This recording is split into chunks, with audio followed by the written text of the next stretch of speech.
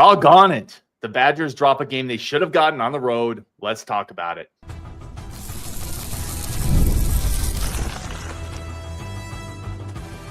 You are Locked On Badgers, your daily podcast on the Wisconsin Badgers. Part of the Locked On Podcast Network, your team every day. What is going on, Badger fans? Welcome to Locked On Badgers, your team every single day. Part of the Locked On Podcast Network. I'm your host, Ryan Harris. As always, appreciate the hell out of everybody tuning in to a late show after a frustrating loss. I'm sure, like most of you, you're 7 IPAs in, like me, like most of you. The Badgers drop a close game to UCLA. Justin, we always start with the good, the mid, and the ugly on these post-game reactions. I'm going to start with the good. What's your good out of this game? Let's see. I think Carter Gilmore played well again. Hit another 3. I would say that honestly, the bench has been pretty good overall the entire season, but as much as I'd like to say that Tonje and Blackwell played well, they were good on the offensive end. They kind of struggled on the defensive end. So it's like you're trading off that they were both good on one side of the floor, but not necessarily great on the other. So I'll give them their offensive kudos, but yeah, they struggled on the defensive side. For my good, I am going to go Tonje. Just like if you shoot 6 of 7 from the 3, generally you can eat pure too. Pure 5 of 5 in the first half. You don't even have to be great defensively if you're scoring at that clip. Like you're going to be a plus overall in the game. He was the reason we were ahead in the first half, 5 of 5 to start that game. It was clear like he wasn't going to have 2 bad games in a row. Had 0 points last game. Came out this game, was pure, was absolutely the engine that had that Wisconsin offense firing in the first half. He's my good. Also had 5 rebounds. I thought he was pretty aggressive on the glass for his size. He's my good. Let's go mid. For my mid, I think I need you. If you're Nolan Winter, you got to score more than 5 points against a team that's not very big. Like that's more of a finesse team, even though they have a 7-3 beanstalk that came off the bench and suddenly became Wilt Chamberlain. Yeah.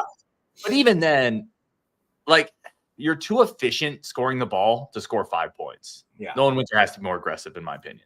I would agree with that. And I would say on both ends of the floor, like you knew who Crowl was going to be covering. I think Winter needed to use his size better defensively, and that was a shortcoming in this because they really struggled on the interior tonight. And Winter is clearly the better athlete in that interior spot. He needs to be more effective on the inside. Yeah, I would agree. And I don't know if that's still he's a young guy. I don't know if that's he's deferring to Crowl and Tonje because there's some veterans on this team. Tonje's played a ton of ball. Crowl's played a ton of ball. Klesmit's played a ton of ball. I don't know if it's the coaches. Like I did a show the other day, Justin. I don't know if you heard it or not, but he's in the 99th percentile in offensive efficiency in the country. Yeah. Like he has to stop deferring, and the coaches have to stop deferring away from him. Yeah, I would agree with that. I think that he's been a pleasant surprise this season in terms of players. They need to use him more often. I think that unlike Crowl, athletically, he's capable of being a mismatch, and they need to use that more. Yeah, I agree.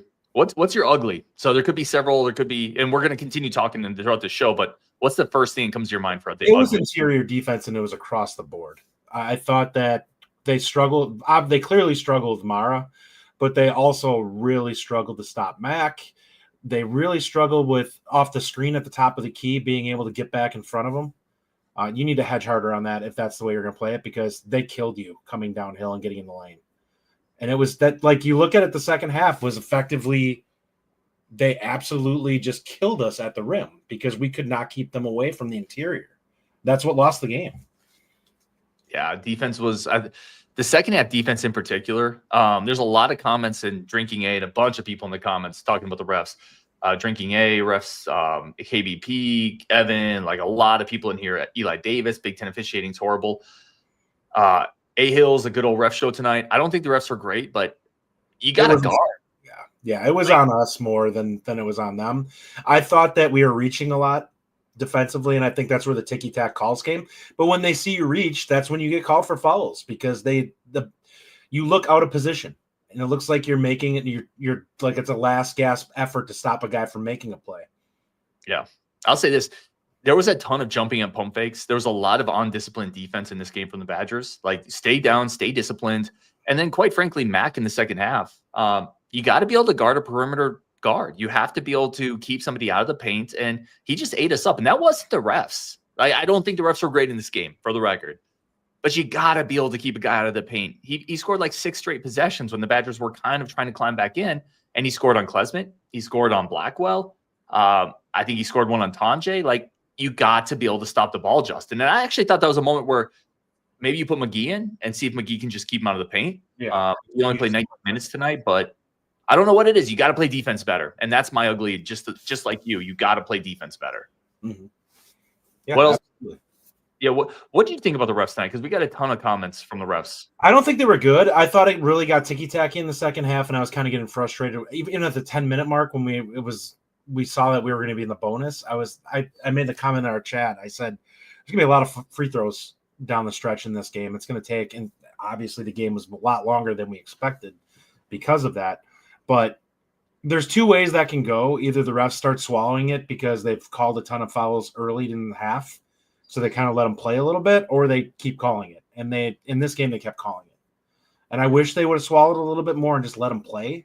But it was what it was. It was such a weird game because the environment sucked. Like, that was an awful. Like I mentioned, that it seemed like a high school game almost with the level of noise that was in there. You could hear like individual voices, and that's just not normal. But it's such a weird vibe when you're playing in a game like that. I wonder if that was fire related, like if people aren't getting to the game because of all the issues they have out there, because there was nobody there. It panned to the crowd a couple times. Rajiv was there. Rajiv shouldn't go to any more games because we're now 0-1 in games he's attended. It's not nothing for football either. No. Here's what I'd say about the refs. And I think this stems a little bit from when I coached. I had the same mentality: is you got to adjust. I don't care. No, don't make the excuse. Like, stop reaching, show your hands, move your feet, stay down on pump fakes, and adjust.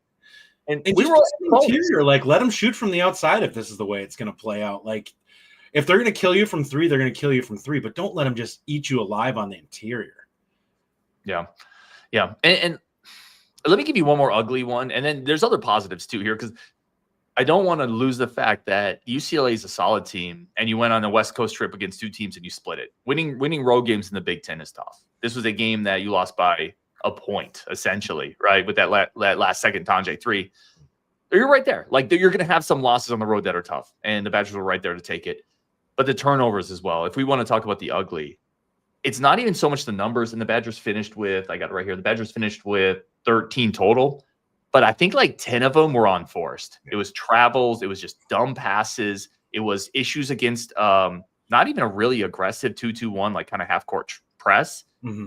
They were just kind of silly turnovers where it looked like we weren't fully locked in. And they let them chew a lot of clock on us with that too. Like, it seemed like we lost aggressiveness at times. I mentioned that when there was like a minute 40 left and we got the ball, and it seemed like all of a sudden we gave it back to them with a minute. I'm like, we lost way too much time in a game that's this tight. Like, you need to be scoring within like 10 to 15 seconds in keeping as much clock as you possibly can. And at times it just seems like we don't. And the same thing with the shot that Tonje hit to put it to 1. It's like, you had 7 seconds. That's got to be put up by McGee, or the second that McGee kicks it, you have to take that shot. Yep, I had the same thought. You don't have time for a dribble step back. And it was beautiful. Mm-hmm. You left 0.7 seconds on the clock. You don't have time for that. Although, again, at the end there, what are the odds you're going to win that game with that amount of time left? The loss happened earlier. It happened with that big man that we couldn't control. It happened with interior defense. It happened with turnovers. And again, you hit one more shot, and this is a different game.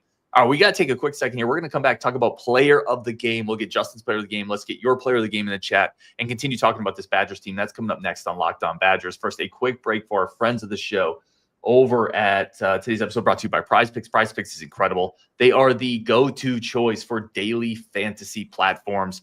Again, I don't do great in the season-long stuff, Justin, because like I don't have. First of all, those nerds read every fantasy football magazine. Like, I don't have time to compete with that. Like, they know every waiver wire transaction. Daily fantasy with Prizepicks, it's just you pick more or less on more or less on touchdowns, receptions, receiving yards. Like next year for football, Justin, would you go more or less 40 catches for Tretch? I would hope that it's more, because we have a lot less guys now. I would too. We did that last year, of course, but that's all you do with Prizepicks. You take more or less on statistical categories. Right now, download the app. Use code LOCKEDONCollege to get $50 instantly after you play your first $5 lineup. That's the code LOCKEDONCollege. Get $50 instantly after you play your first $5 lineup. Prizepicks, run your game. All right, let's take a quick second, come back to this. Justin, who is your player of the game in this one? I think it has to be Tonje. I don't. One of the things that's picked up over the rest of the season has been that I think that the one thing I don't love about him is that he does play out of control at times because he's not a great athlete. Like, he's a solid athlete, but he's not a great one. So he tends to kind of bull rush people at times, but he shot great tonight. And it's hard not to take that. I mean, he was 8 of 9 from the field and 6 of 7 from 3. Like, it's hard not to give that guy the player of the game. I agree. It's Tonje for me too. Just that efficiency is incredible. If you shoot 6 for 7 from 3 with the importance of the 3-point shot, and you add 5 rebounds and you get to the line, he's the guy. I would add Blackwell, even though not incredibly efficient. And I thought Blackwell had some bad turnovers today. Yeah. Like that one in the fast break where he went behind his back and just dribbled out of bounds. He was a little sloppy with the ball, but he's still down the stretch. There's like a bulldog mentality to Blackwell, even when he's not playing well. Like, he's getting to the line. He's really playing hard. He hit that huge 3, by the way, which was not great offense. That was that was stagnant as could be, and he just kind of backed that guy down a little bit. I agree. Talk to me. Here's a question I've got several times. I want your take on this. And Eric B., similar to what I just said here. I love Blackwell. He's our dog. But Tonje needs to be more aggressive. I do think they should have found more shots for Tonje. But what did you think of that last shot from Blackwell? This is Joel Dobbs saying, why didn't they call timeout to set something up and said Blackwell gets killed? I hated that shot. Honestly, he dribbled into 4 guys. And that was the bigger issue I had, is if you're going to run a play like that, you need to clear the space for him so that he has room to work one-on-one. And he basically dribbled into 4 defenders. And, of course, one of those guys had to simply just adjust and block. Like, he had the guy that – he affected the guy that he wanted to affect, but the other guys were just completely gravitating towards him. And that's what led to the block. Yeah, and if you watch the replay, Tonje is open in the corner, kind of like ready to shoot. I'll push back a tick. Like, I actually don't fully hate that shot because Blackwell, I think, is our best player. I think he is kind of our closer. He got into the paint.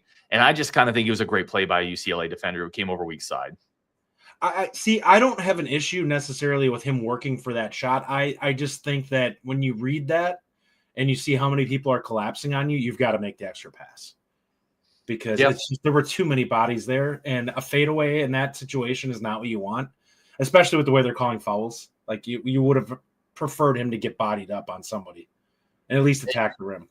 And Eric B says should have kicked it to Tonje in the corner. Cannon Nelson, Tonje was wide open. Bo Dragon says if a guy's 5 from 5 from 3, feed him. Now that I agree with. Yeah. I don't think they ran enough action for Tonje in the second half in general. Like, if a guy's 5 for 5 from 3 in the first half and he gets only 2 more threes in the second half. We talked about it. I thought they were stagnant on offense most of the early second half. Like, they just weren't moving well. And UCLA was the far crisper team, and that's why they came back. It's kind of developing a little bit of a bad habit with this team coming out of the half, where they just seem to let teams back into it a little bit. And it kind of carried over in this game because you could tell that UCLA got confident, and it was just at that point it was kind of downhill from there. Yeah, and it kind of started the whole time. It kind of started with the Janicki foul in the first half. You're up 9, and then that's just a terrible foul. You can't reach and grab a guy when he goes by you and put it in the ref's hands to give him 4 points right there. Then you go into half. You don't get a shot up at the end. A couple more comments here. Again, Cannon says, so I love Ken, and Ken's a great dude. He says, Ryan, come on, man, that's a terrible shot. I don't think it was. And I get that I'm on the island there. I think you get Blackwell in the paint from 8 feet, and you trust him to make something happen to some degree. It didn't work out. Like, the better play would have been kicking it to Tonje, but what were your thoughts on the big guys? So we talked Winter. What were your thoughts on Crowl in this game? I think he really struggled with Mara's size. He was out of control too many times on the interior, whether it be defensively rebounding or just defending, where I'd watch him and it's like stupid fouls. Like, he pushed in the back on the one, and I'm like, listen, I know that you can almost get that at any time, but you need to take over that paint and box him out before he gets that position. Like, Mara should not be standing right under the rim where you need to shove him out of the way. You clearly did not have a body on him up to that. It's like, you were defending him. Like, that shouldn't happen. Yeah. It's an extension of, like, you go back to the Michigan game, we got dominated in the post. That was a loss. The Illinois game, Crowl didn't get a rebound. That was a loss. This game, and I mentioned it in the Discord when we had the game chat, like there's a point where you just need your 5th-year senior center to get a defensive rebound. Like that sequence where Mara got like 2 straight, 3 straight. Like he's 7'3". He played really well. You just got to get more physical with him. He's like skin and bones. Well, yeah, that's exactly it. It's like you see a guy like that, and I probably weigh more than him. It's like just body into him, dude. Like you're gonna have to take out his base and just have him make it look like he's going over your back. Like if you back into him, he's going to look like he's flexing over the top of you. And that's how you're going to have to play it because he does have size on you. So the only way you're going to have to do it is you're going to have to make it look like he's reaching over you. Mm-hmm. Mm-hmm. You just got to get physical. Like there's a point where that guy is literally skin and bones. And I was texting with Coach Gothard during the game, and it's like you can't let that guy take over, right? To be almost perfect from the field, to dominate on the offensive glass. Perfect, wasn't he? He might have missed a shot at the end. He missed a free throw, but I don't think he missed a shot. He might not have. And now I'll give him some credit. Like a couple of those baseline hook shots, like those aren't super easy shots, but he also had a lot of shots right at the rim that were easy. Yeah. He had a couple offensive rebounds that just killed us. That to me, that's on Crowl. That's on Steven Crowl. You got to win that battle against that guy, and he didn't today. And what happens when Steven Crowl loses the inside? What happens when we lose that physical battle? We tend to lose. I mean, it just kind of is what this team is, unfortunately. I don't know if there's an answer there, Justin. Yeah. No, I don't really think there is. I think you're kind of looking at these guys are what they are. And the problem with that is we saw tonight what this team's Achilles heel is, which is going to be if they can't keep teams out of the paint, they're not going to be able to run away from you. Like you could be as efficient as you want from the perimeter and be a great 3-point shooting team. If teams can shoot like 70% at the rim because you're just not keeping them away from it, it's going to be a problem, especially if the refs are going to call anytime they miss effectively an opportunity where you're going to get free throws. So you're getting something every time you come down the court, and Wisconsin is hitting 1 out of 3. It's going to be really hard to stay with. Yeah. Now, defensively, it was an issue. And there's the one thing I'll say, and Eric B says Mar was killing us, but do you guys think those blockout fouls were a little ridiculous after a while? Seems like he was flopping a little. I think he was, but I also think that's where you have to adjust to the refs, like I said earlier. I don't know if he's flopping or if he's just weak, because it could be either one. I mean, he's not a strong guy, you can tell. He had size, but it wasn't a guy that could really withstand being bodied, because Crowl did move him easily, and that was part of the problem. It's like if you can body into him this easily and move him around, why does he ever have position on you in the post? Like, it shouldn't happen. He's either beating you to the spot or you're just not playing physical with him, and that's happening. Yeah, I would have liked to see more physicality there. Here's the one other defensive thing I'd point out, and I mentioned this earlier, like so much of that second half, especially late in the second half, it wasn't Mara anymore. It was just Mac taking our guards off the dribble. And like, no matter how good of a shot blocker you have, if you can't and Crowell's not that, we know that, but you could have Mutombo in there. And if your guards can't keep people out of the paint, eventually you're going to get in foul trouble. You're going to give up kickouts to the 3. Like, I don't think there's a stopper defensively on this team on the perimeter, Justin. I think it's part of the issue we have. I think the closest thing you have to that would be McGee. I thought Blackwell was poor defensively tonight on him. Like, for a guy who I look at offensively as being very physical, he really struggled with Mac. Like, he got shoved around by him when he wanted to come downhill. And I'm surprised to see that from him, because I could see him getting beat by speed. I don't expect him to get pushed around. And that absolutely happened tonight. Yeah, I agree. Andrew Speed says, did anyone catch how bad the color commentator was? I had to mute my TV. He was awful. Like, it was so bad. Yes, I agree completely there. Thomas Miller says, missed a huge opportunity with Purdue losing tonight. Purdue lost to Ohio State tonight. That would have been a nice opportunity for Wisconsin to make up a game. I also want to end on this segment here, Justin, and get your take on it. Like, I talked to Rajiv before the game. I thought we would lose this. Like, so you lose a close game on the road. You split a USC UCLA road trip to the West Coast. You're okay still. Yeah. Like, you're going to lose road games to the Big Ten. Is my bigger point. No, absolutely. I think most of the losses this team is going to have the remainder of the season are probably going to be road games. I just think that they seem to struggle unless you get angry Tonje and Blackwell where they just go nuclear. It's probably going to happen, because I just don't think you're going to play super well. And I actually thought they played pretty well tonight, but defensively they weren't. The intensity just wasn't there. And I don't know if that was, a symptom of the environment where it's just like that intensity wasn't there. But this is not as crisp. They didn't have a crisp game here. And maybe they were still tired from the USC game. I don't know. But this team needs to play a little more fluid and with a little bit more pace overall in terms of like being, what's the word I'm looking for? Being assertive with how they want to play the game. I think it's well said. We're going to take a quick second. I'm going to come back and I'm going to ask Justin, more or less, do we want more or less Nolan Winter, Stephen Crowl, Kamari McGee, Max Klesmit? We're going to do a little more or less coming up next on Locked On Badgers, plus your comments reacting to this tough road loss for the Badgers to UCLA. That's coming up next, Locked On Badgers. First, a quick break for our friends of the show, new friends of the show, Justin, over at our new friends of the show over at Talkspace. Talkspace, first of all, my wife is a therapist. My dad was a therapist.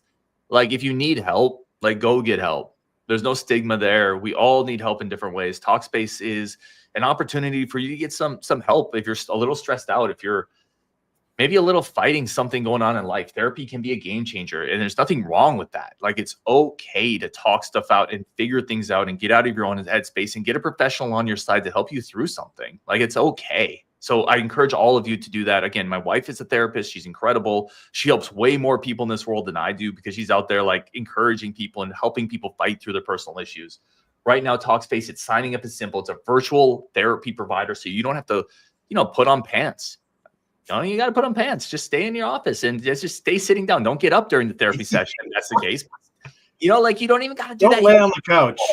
You can be comfortable in your own skin, which is what I'm all about. Right now, as a listener to this podcast, you'll get $80 off your first month with Talkspace when you go to Talkspace.com/LockedOnCollege. Enter promo code SPACE80 to match with a licensed therapist today. Go to Talkspace.com/LockedOnCollege. Enter promo code SPACE80 to get $80 off your first month and show your support for the show. That's Talkspace.com/LockedOnCollege. Promo code SPACE80. All right, let's jump back into this. Let's play a little more or less and finish off with your comments. And by the way, my wife does try therapy stuff on me. She'll like design worksheets. She's like, yeah, I came up with this new ADHD worksheet. You should try it. I'm like, why should I try it? I'm like, oh yeah, that's right.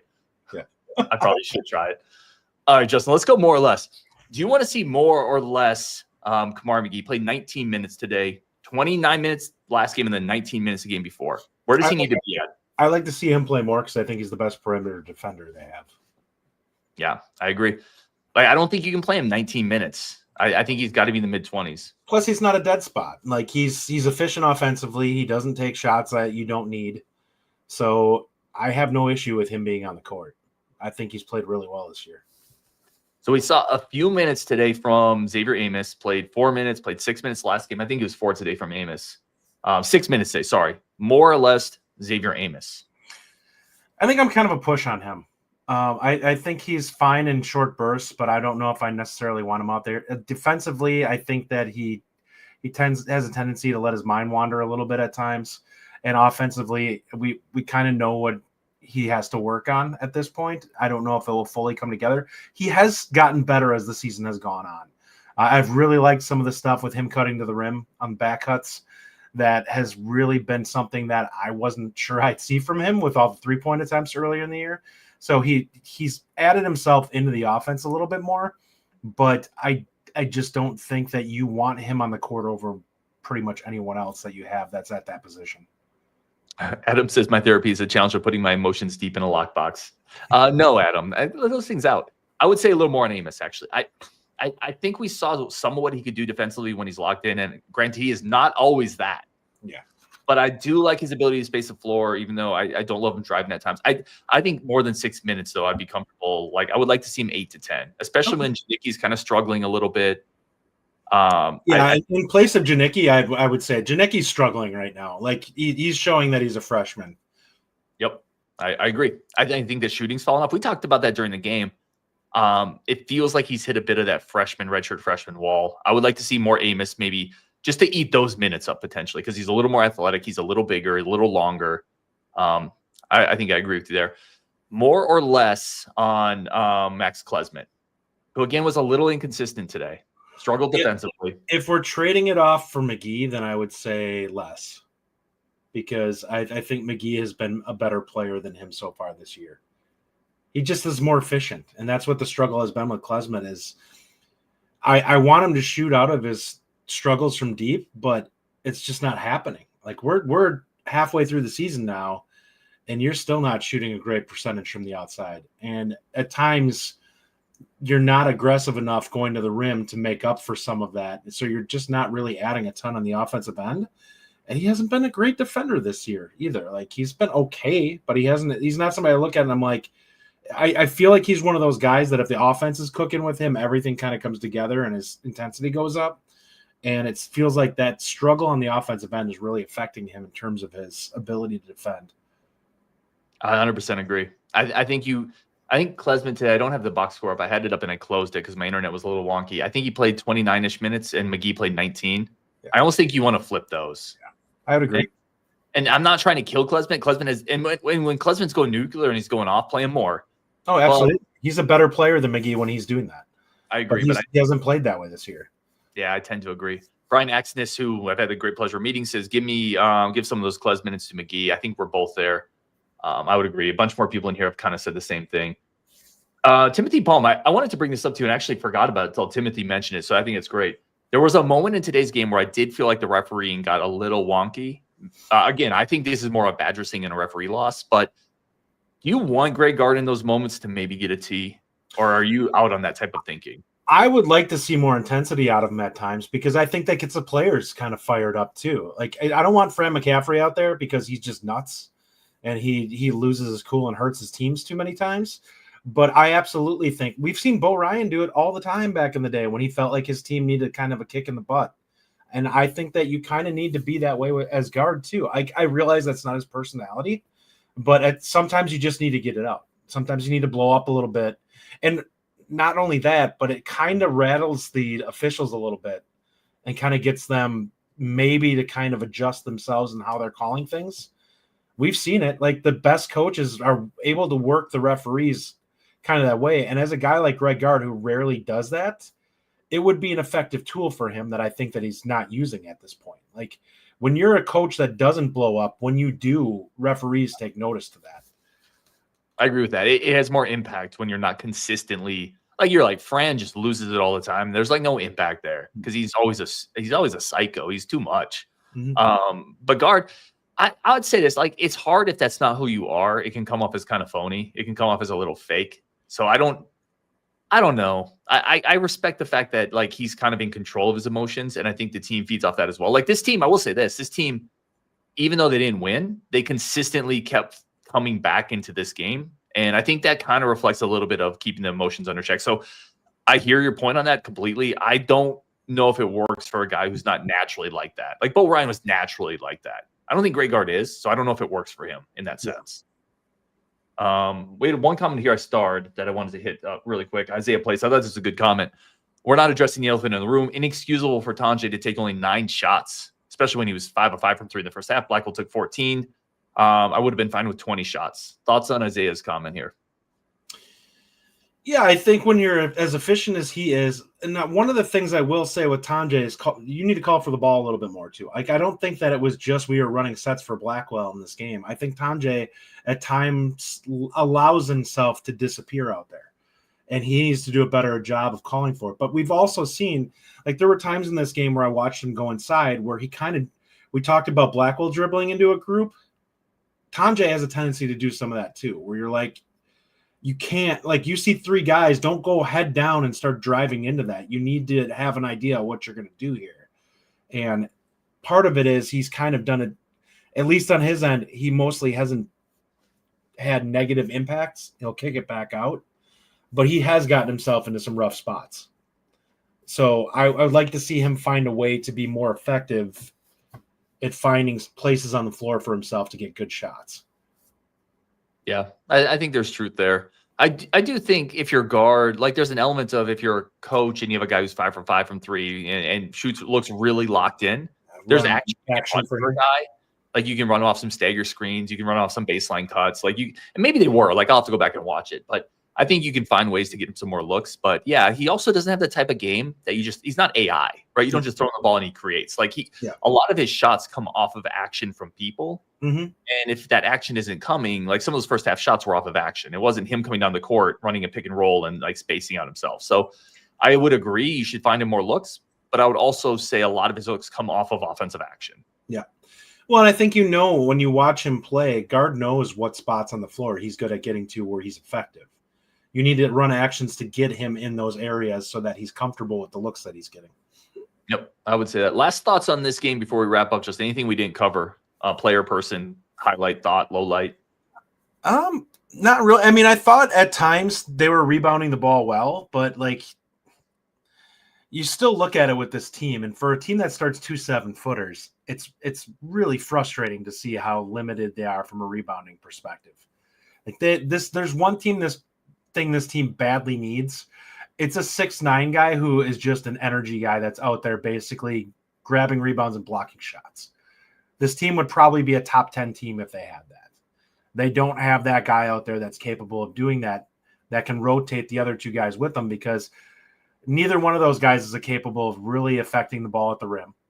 And neither one of them is effectively capable of really bodying somebody who's got any type of size in the post.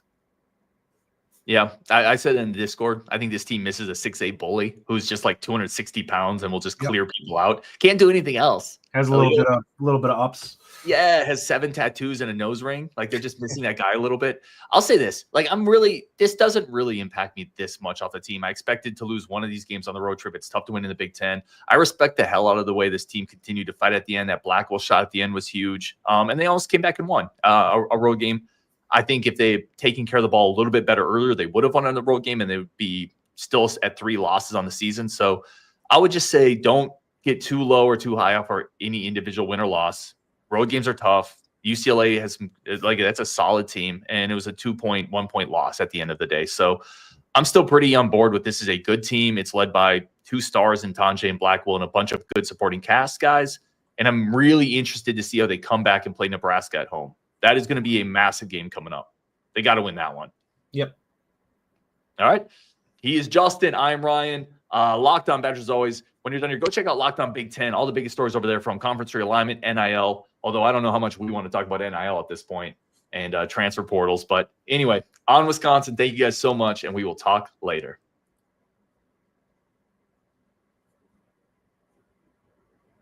There's my outro. There it is. Oh, they did that to make it easier for me.